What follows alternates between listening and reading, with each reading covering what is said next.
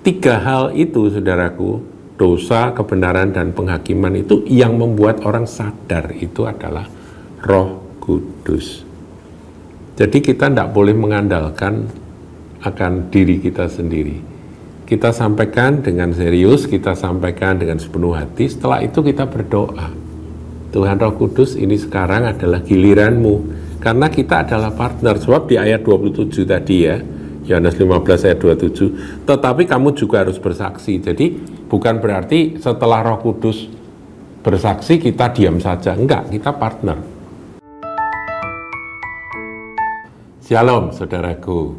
Saudara, kali ini kita akan merenungkan dan mempelajari tentang pesan Tuhan sebelum Tuhan naik ke surga. Saudaraku, biasanya kalau ada orang tua yang akan meninggal, itu kan memberi pesan-pesan pada anak-anaknya. Dan pesan-pesan dari orang sebelum berpisah itu ya, orang tua sebelum dia meninggalkan anak-anaknya itu kan pesan yang sangat berharga dan harus dipegang kuat. Demikian ketika Tuhan Yesus selesai melaksanakan akan tugas di bumi ini, yaitu karya penebusan yang dia selesaikan di kayu salib, kemudian Tuhan mati dikuburkan, Yesus kemudian bangkit menyatakan diri bahwa dia hidup, dan 40 hari dia menampakkan diri kepada murid-muridnya. Setelah itu, saudara, setelah itu Tuhan naik ke surga. Ya, beberapa waktu lagi, ya nggak lama lagi kita akan memperingati kenaikan Tuhan. Nah, sebelum Tuhan naik ke surga dan berpisah dengan murid-muridnya, di sini kita lihat pesan apa yang Tuhan tinggalkan, Tuhan amanatkan kepada murid-muridnya. Nah, kita lihat di dalam versi Matius 28 ayat yang ke-18 sampai 20. Yesus mendekati mereka dan berkata, kepadaku telah diberikan segala kuasa di sorga dan di bumi. Saudara, kuasa di sorga, kuasa di bumi, semua sudah ada di tangan Tuhan kita, Juru Selamat kita, Yesus Kristus. Sebab itu dalam namanya ada kuasa tak terbatas. 19, karena itu pergilah. Jadi Tuhan memerintahkan kita untuk pergi. Pergi itu bukan hanya pergi secara jasmani, kita ke tempat-tempat di mana kita belum pernah kunjungi, itu juga pergi. Tetapi pergi di sini adalah kita meninggalkan akan tempat di mana, posisi di mana kita berada, artinya kenyamanan kita harus kita tinggalkan. Kita harus mau melihat akan kebutuhan dari orang-orang lain, siapapun mereka. Untuk apa? Untuk supaya mereka bisa mendengar kabar baik, yaitu Injil. Untuk itu kita harus meninggalkan segala sesuatu yang ada pada kita. Karena itu pergilah, jadikanlah semua bangsa muridku dan baptislah mereka dalam nama Bapa dan Anak dan Roh Kudus. Dan ajarlah mereka melakukan segala sesuatu yang kuperintahkan kepadamu, dan ketahuilah aku menyertai kamu senantiasa sampai kepada akhir zaman. Saudaraku, amanat agung dari Tuhan Yesus, The Great Commission ini harus jadi tugas kita. Jadi kalau kita sudah diselamatkan, maka keselamatan itu harus kita bagikan. Itulah kebenaran dari kabar baik atau Injil. Untuk itu kita harus pergi. Artinya kita jangan diam saja gitu ya, kita harus keluar, pergi. Nah, zaman modern ini, saudaraku, dan akhir zaman ini, kadangkala kita nggak perlu pergi. Kita bisa duduk seperti saya duduk di tempat ini, saya bisa berbicara, dan saudara yang ada di tempat jauh dapat mendengarkan apa yang saya sampaikan. Tetapi doa saya, hati saya pergi ke tempat Anda yang mendengarkan, yaitu Anda harus mendengar akan kabar baik Anda harus sampai pada titik di mana kebenaran itu sudah Anda pahami. Setelah itu ya sampai kuasa Roh Kudus menjamah dan bertobat dan dibaptiskan. Gitu ya saudara. Dan setelah itu nanti ada pengajaran-pengajaran seperti yang Tuhan Yesus perintahkan kepada kita, itu harus kita sampaikan, kita ajarkan, dan kita lakukan bersama-sama.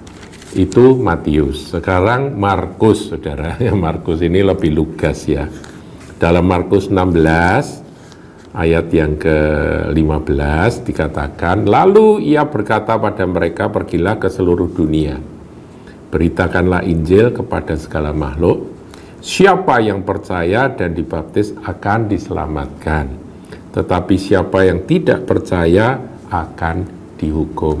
Jadi belas kasihan terhadap mereka yang membutuhkan keselamatan itu harus berkobar di hati kita, supaya kita dengan sepenuh hati kita memberitakan akan Injil. Ya, saudaraku, karena mereka yang tidak punya keselamatan di dalam Yesus Kristus akan dihukum. Kemudian di dalam Lukas itu saksi, saudara ya. Dalam Lukas itu menarik untuk kita renungkan. Dikatakan di dalam Lukas pasal yang ke-24 ayatnya yang ke-47. Dan lagi dalam namanya berita tentang pertobatan dan pengampunan dosa harus disampaikan kepada segala bangsa mulai dari Yerusalem. Dan itu sudah dilakukan. Kalau kita membaca dalam Kisah Para Rasul, itulah yang terjadi. Kamu adalah saksi dari semuanya ini. Murid-murid Tuhan kan saksi, ya. Nah, para saksi itulah yang nantinya punya tugas membawa berita pertobatan dan pengampunan dosa. Jadi Tuhan sudah menyediakan pengampunan dosa. Tapi ada janji yang luar biasa sebelum Tuhan naik ke surga. Dan aku akan mengirimkan kepadamu apa yang dijanjikan Bapakku. Tetapi kamu harus tinggal dalam kota ini sampai kamu diperlengkapi dengan kekuasaan dari tempat tinggi. Jadi Tuhan kepada murid-murid berjanji bahwa nanti janji Bapa itu akan turun dan kamu akan diperlengkapi dengan the power from on high, kekuasaan, kekuatan, kuasa dari tempat tinggi. Nah, saudaraku, kalau Injil Yohanes itu pesan terakhirnya justru melalui murid yang pernah menyangkal dia, yaitu Petrus. Kepada Petrus berkali-kali Tuhan mengingatkan, gembalakanlah domba-dombaku. Jadi ini semua berbicara tentang pesan sebelum Sang Juru Selamat Yesus Kristus Tuhan kita itu naik ke surga. Jadi dia berpesan, kamulah saksi, kamulah pemberita-pemberita, kamulah orang yang akan memuridkan akan segala bangsa. Kamulah yang akan membaptiskan mereka. Kira-kira begitu, saudaraku. Kemudian juga kamulah yang harus menggembalakan akan kawanan domba-dombaku. Jadi Tuhan sudah naik ke surga. Dia gembala agung, dia gembala baik, gembala yang baik, gembala agung. Dia memberikan akan pesan tersebut kepada murid-murid. Nah, saudaraku, sekarang bagaimana cara bekerjanya kuasa Roh Kudus itu? Tadi kan dikatakan bahwa aku akan memperlengkapi kamu dengan kuasa dari tempat maha tinggi.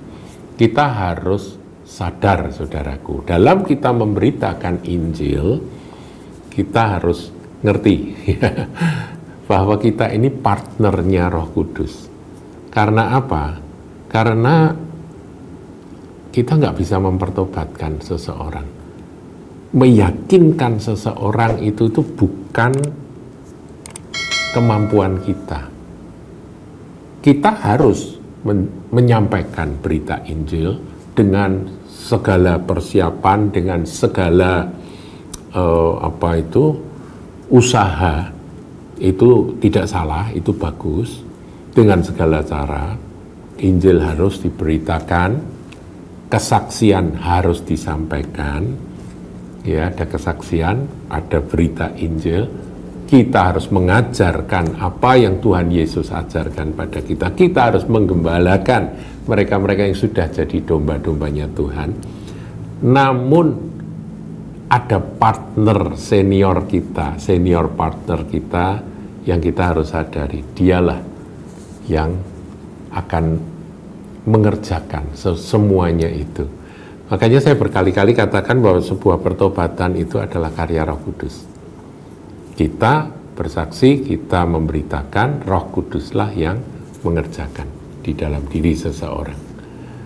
Sebab itu saya percaya melalui apa saja yang kita bisa buat, saudara, kalau Roh Kudus bekerja, itu akan jadi berkat. Berkat kekal, saudara, bagi orang-orang yang belum pernah mendengar akan kabar baik. Jadi saudara misalnya mendengar sebuah tayangan video yang bagus gitu ya, apa saja saudaraku, saudara diberkati, jangan berhenti pada Anda. Bagikan itu kepada teman-teman, pada siapa saja yang mereka perlu akan kabar baik itu. Nah, mungkin saudara berkata, orangnya nggak minat, atau orangnya keras hati, orangnya malah ngejek-ngejek gitu ya, karena dia punya keyakinan lain. Nah, itu urusan Roh Kudus. Urusan kita adalah menyampaikan. Nah, menyampaikan, kalau sudah nggak bisa menyampaikan sendiri kan sekarang tinggal share. Oleh sebab itu, share itu adalah tugas kita bersama. Ada yang bagus, kita share kepada teman yang belum menerima kasih karunia Tuhan Yesus. Itu penting, saudaraku. Ini saya tunjukkan ayatnya ya. Yohanes 15 ayat yang ke-26-27. Jikalau penghibur yang akan kuutus dari Bapa datang, yaitu roh kebenaran yang keluar dari Bapa, ia akan bersaksi tentang aku. Tetapi kamu juga harus bersaksi, karena kamu dari semula bersama-sama dengan aku. Nah, di sini dari dua ayat ini, saudaraku, dikatakan bahwa penghibur, yaitu Roh Kudus, yang diutus Bapa itu, kalau dia datang, maka ia akan bersaksi tentang Tuhan Yesus. Jadi Roh Kudus itu punya tugas. Dan sebetulnya yang bisa membuat orang itu diinsyafkan akan dosa, akan kebenaran, dan akan penghakiman itu adalah karena karya Roh Kudus. Ya. Nanti itu ada itu di ayat 8 ya, dari 16, Yohanes 16 ayat 8. Dan kalau ia datang, ia akan menginsyafkan dunia akan dosa, kebenaran, dan penghakiman. Akan dosa karena mereka tidak percaya kepadaku, akan kebenaran karena aku pergi pada Bapa dan aku tidak, dan kamu tidak melihat aku lagi, akan penghakiman karena penguasa dunia ini telah dihukum. Jadi tiga hal itu, saudaraku, dosa, kebenaran, dan penghakiman, itu yang membuat orang sadar itu adalah Roh Kudus. Jadi kita tidak boleh mengandalkan akan diri kita sendiri. Kita sampaikan dengan serius, kita sampaikan dengan sepenuh hati. Setelah itu kita berdoa, Tuhan Roh Kudus, ini sekarang adalah giliranmu, karena kita adalah partner. Sebab di ayat 27 tadi ya, Yohanes 15 ayat 27, tetapi kamu juga harus bersaksi. Jadi bukan berarti setelah Roh Kudus bersaksi kita diam saja. Enggak, kita partner. Roh Kudus mengerjakan hati. Kita berbicara sehingga orang itu punya pengetahuan tentang Injil yang atau kabar baik yang kita sampaikan. Nah, saudaraku, saya akan tutup dengan sebuah ayat ya. Ayat ini menarik, ini ada di Pengkhotbah, saudaraku. Pengkhotbah 11 ayat 1. Lemparkanlah rotimu ke air, Roti, ya, roti itu makna alegorisnya adalah firman, saudara ya. Kok ke air? Air di sini adalah air sungai yang mengalir begitu ya. Sepertinya itu membuang sesuatu dan kemudian lenyap begitu. Jadi apa yang dilakukan oleh hamba-hamba Tuhan di sosmed ini ya, saudaraku, di YouTube ini sepertinya membuang roti dan setelah itu hilang, tenggelam gitu ya. Tetapi itu yang diperintahkan oleh firman ini, lemparkanlah rotimu ke air, maka engkau akan mendapatkannya kembali lama setelah itu. Nah, ini lama setelah itu ini adalah karya Roh Kudus. Ada orang-orang yang mendengar. Siapa yang mendengar? Ya, orang yang digerakkan oleh Roh Kudus untuk bisa mendengarkan akan firman yang kita sampaikan atau roti yang kita lemparkan itu. Bagi kita yang hidup di dunia ini sepertinya sia-sia. Melempar roti ke dalam air itu kan sia-sia, airnya deras berjalan gitu ya, air mengalir gitu, dilempar plus hilang gitu ya. Itu kan sia-sia, saudara. Tapi dikatakan engkau akan mendapatkannya kembali lama setelah itu. Jadi kita nih harus sabar, nggak usah kita gelisah. Aduh aku buang roti firman ini kok sepertinya nggak ada hasilnya begitu. Saudara tinggal berdoa karena janji Tuhan lama setelah itu. Mungkin roti itu atau firman itu ditangkap oleh seseorang dan itu nunggu waktu bertumbuh. Sebab firman itu selain seperti roti, makanan, firman itu juga digambarkan sebagai benih. Kalau benih itu kan tunggu waktu bertumbuh, ya. Jadi lama, butuh waktu. Ya, seseorang yang mendengar berita Injil, mungkin pada awalnya dia hanya ingin tahu lebih dalam lagi, ingin tahu lebih banyak lagi. Kemudian dia dengar lebih lanjut, dia juga ingin tahu lebih dalam lagi. Sampai akhirnya kita akan menemukan roti yang kita buang itu dalam hati seseorang lama setelah itu sudah bertumbuh. Orangnya sudah menerima roti hidup, yaitu Tuhan Yesus Kristus. Haleluya. Jadi saudaraku, ini tugas sebelum Tuhan datang kembali harus kita selesaikan, dan Injil Kerajaan akan diberitakan, ya akan disampaikan sampai kepada segala bangsa. Setelah itu baru tiba kesudahannya. Jadi ayo kita bergiat untuk terus melempar roti ke dalam air, melakukan apa saja yang bisa kita buat. Kalau Anda tidak bisa berbicara atau tidak berkesempatan untuk berbicara langsung, Anda bisa share semua yang baik, pengajaran-pengajaran yang baik, kebenaran tentang Injil yang benar, ya jangan yang sesat ya saudaraku ya. Kita kan juga harus belajar, sebab di sosmed ini kan bukan saja yang murni, tetapi yang palsu juga ada. Kita harus waspada. Maka itu harus punya komunitas dalam gereja, kemudian kita harus banyak berdoa juga. Tuhan Yesus memberkati. Jangan lupa like, comment, share, dan subscribe channel GKBK Hal Semarang.